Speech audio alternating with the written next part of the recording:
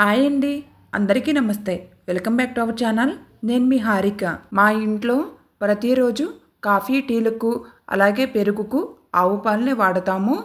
ఆవు పాల నుండి వచ్చిన మేగడతో ఇంట్లోనే స్వచ్ఛమైన కమ్మటి నెయ్యిను చాలా సింపుల్గా ఎలా ప్రిపేర్ చేయాలో ఈరోజు వీడియోలో మీరు కూడా చూసేయండి. ఆవు నెయ్యి ఆరోగ్యానికి చాలా మంచిదండి.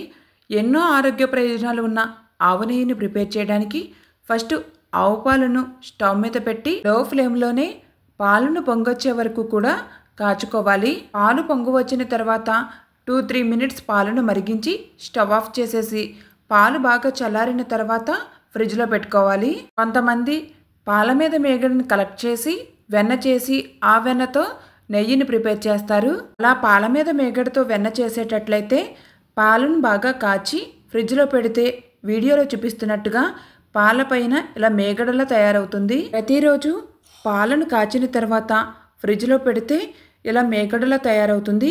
ఈ మేగడను ఏదైనా ఒక బాక్సులోకి స్టోర్ చేసుకుంటూ ఒక 10 డేస్ అలా అయిన తర్వాత ఈ మేగడను వెన్న చేసి నెయ్యి ప్రిపేర్ చేసుకోవడమే. పాల మీద మేగడతో నెయ్యి ప్రిపేర్ చేసేవారైతే ఇప్పుడు నేను చెప్పిన ప్రాసెస్లో చేయాలి. నేనైతే పాలను కాచి పెరుగు తోడు పెట్టిన తర్వాత పెరుగు మీద మేగడతో నెయ్యిని ప్రిపేర్ చేస్తాను. పాలను కాచి పెరుగు తోడు పెడితే ఇలా పెరుగు తయారవుతుంది.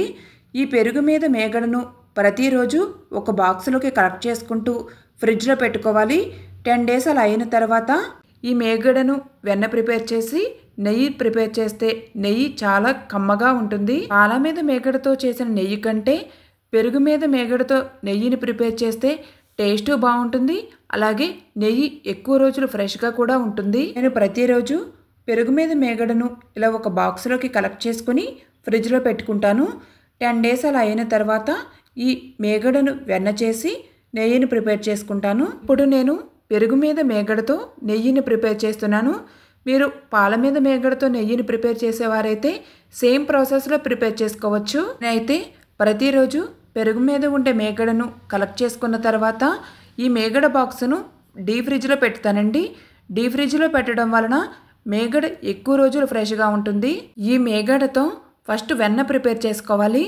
దానికోసం ఏదైనా ఒక పెద్ద మిక్సీ జార్ను తీసుకుని మిక్సీ జార్లో మేగడను వేసి వాటర్ ఏమీ యాడ్ చేయకుండా మేగడను మాత్రమే మిక్సీ పట్టుకోవాలి. నెయ్యిని ప్రిపేర్ చేయాలనుకునే రోజు 10 to 15 మినిట్స్ ముందు ఫ్రిడ్జ్లో నుంచి మేగడ బాక్స్ని బయట పెట్టుకుంటే సరిపోతుంది.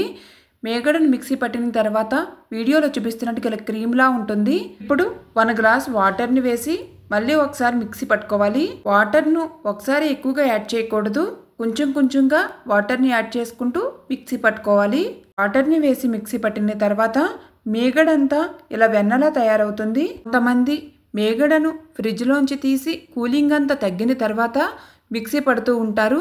కానీ మేగడను కూలింగ్గా ఉన్నప్పుడే మిక్సీ పడితే వెన్నపూస ఇలా కరెక్ట్గా వస్తుంది. ఇలా మేగడని మిక్సీ పట్టి వెన్నలా ప్రిపేర్ చేసుకున్న తర్వాత ఈ వెన్నను వాటర్తో నీట్గా వాష్ చేసుకోవాలి. వెన్నను వాటర్లో వేసి కడగటం వలన పాల స్మెల్ అలాగే మజ్జిగ స్మెల్ ఏమీ లేకుండా వెన్న నీట్గా ఉంటుంది. ఇలా ఏదైనా ఒక వెడల్పుగా ఉండే గిన్నెని తీసుకుని గిన్నెలోకి మిక్సీ పట్టుకున్న వెన్నను వేసి వీడియోలో చూపిస్తున్నట్టుగా మజ్జిగ వాటర్లో నుండి వెన్నను ఇలా సెపరేట్ చేసుకోవాలి.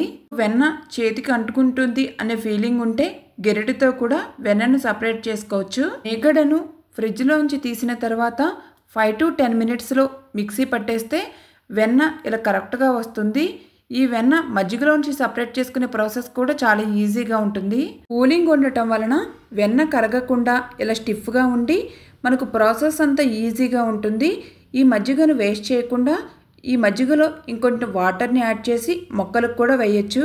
మజ్జిగలో నుండి ఇలా వెన్నను సపరేట్ చేసుకున్న తర్వాత ఏదైనా ఒక పెద్ద బౌల్లోకి వాటర్ని వేసి వాటర్లో వెన్నను వేసి నీట్గా ఇలా చేతితో వాష్ చేసుకోవాలి. వాటర్లో వెన్నను వాష్ చేయడం వలన మజ్జిగ ఫ్లేవర్ ఏమీ లేకుండా వెన్న నీట్గా ఉంటుంది.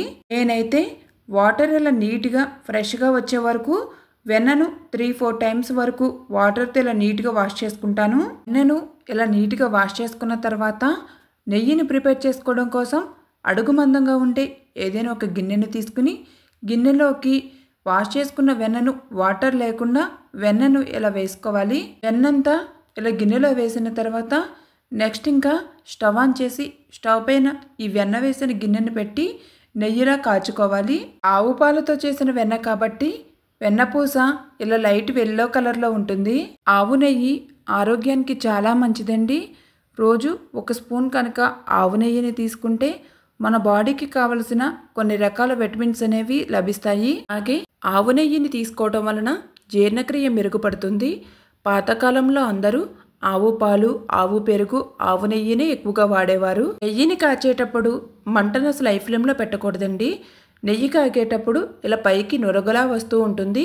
నెయ్యి అంతా మంట హై ఫ్లేమ్లో ఉండటం వలన పొంగిపోతుంది. మంటను లో ఫ్లేమ్లో ఉంచి నెయ్యిని కాస్తేనే బాగుంటుంది. అలాగే మీరు నెయ్యిని కాచేటప్పుడు ఎన్ని పనులు ఉన్నా సరే స్టవ్ దగ్గర ఉండి మాత్రమే నెయ్యిని కాచుకోవాలి. నెయ్యి చాలా త్వరగా కలర్ డిఫరెన్స్ వచ్చేస్తూ ఉంటుంది. కొంతమంది నెయ్యిని కాచేటప్పుడు నెయ్యిలో తమలపాకు, చిన్న బెల్లం ముక్క ఇలా రకరకాలుగా ఏవో ఒకటి వేస్తూ ఉంటారు. అసలు నెయ్యి కాచేటప్పుడు ఏమీ వేయనవసరం లేదండి. నెయ్యిని ఇలా ఎర్రగా మంచి కలర్ వచ్చే వరకు కాస్తే సరిపోతుంది. మా అమ్మగారైతే నెయ్యి కాచేటప్పుడు చిటపట్టమని సౌండ్ వస్తూ ఉంటుంది. ఆ సౌండ్ అంతా ఆగిపోతే నెయ్యి రెడీ అయిపోయినట్టే అని చెప్తారు. నెయ్యి ఇలా ఎరుపు రంగులోకి వచ్చిన తర్వాత స్టవ్ ఆఫ్ చేసేయడమే. ఇంకా స్టవ్ ఆఫ్ చేసేస్తున్నాను. వీడియోలో చూపిస్తున్నట్టుగా నెయ్యిని ఇలా ఎరుపుగా మంచి కలర్ వచ్చే వరకు కాచుకుంటే నెయ్యి ఎక్కువ రోజులు నిల్వ ఉంటుంది. అలాగే టేస్ట్ కూడా చాలా బాగుంటుంది. నెక్స్ట్ నెయ్యి ఇలా బాగా చల్లారిన తర్వాత నెయ్యిని ఫిల్టర్ చేసుకోవాలి.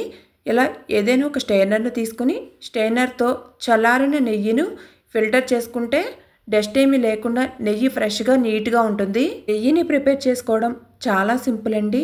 బయట నెయ్యిని కొనే కంటే ఇంట్లోనే ఫ్రెష్గా నీట్గా ఇలా నెయ్యిని ప్రిపేర్ చేసుకుని రోజు 1 స్పూను నెయ్యిని తీసుకున్నా చాలు. మన ఆరోగ్యానికి చాలా మంచిది. స్వచ్ఛమైన కమ్మటి ఆవు నెయ్యి రెడీ అయిపోయింది. ఈ నెయ్యిని ఏదైనా ఒక గాజు సీసాలోకి లేదా ఒక డబ్బాలోకి వేసేసి మూత పెట్టేసి ఒక నైట్ అంతా పక్కన పెట్టేస్తే మార్నింగ్కు నెయ్యి పూసలాగా చక్కగా చాలా బాగుంటుంది. అది కూడా మీకు చూపిస్తాను. ఇది నెక్స్ట్ డే మార్నింగ్ అండి.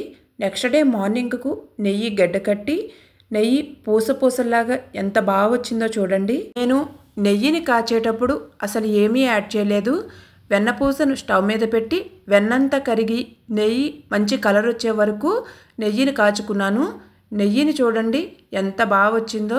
ఈరోజు వీడియోలో చాలా సింపుల్గా స్వచ్ఛమైన ఆవు నెయ్యిని ఇంట్లోనే ఎలా ప్రిపేర్ చేసుకోవాలో చూపించాను. నేను చూపించిన సింపుల్ ప్రాసెస్లో స్వచ్ఛమైన కమ్మటి పూస లాంటి ఆవు నెయ్యిని ఇంట్లోనే ప్రిపేర్ చేయడానికి ట్రై చేయండి. ఆ వీడియో కనుక నచ్చినట్లయితే లైక్ చేయండి. అలాగే మీ ఫ్రెండ్స్ అండ్ రిలేటివ్స్కి నా వీడియోస్ను షేర్ చేయండి. ఇలాంటి మరిన్ని టేస్టీ అండ్ క్విక్ రెసిపీస్ కోసం ఇట్స్ హారిక ఛానల్ను సబ్స్క్రైబ్ చేయండి. Thank you for watching. Please support me.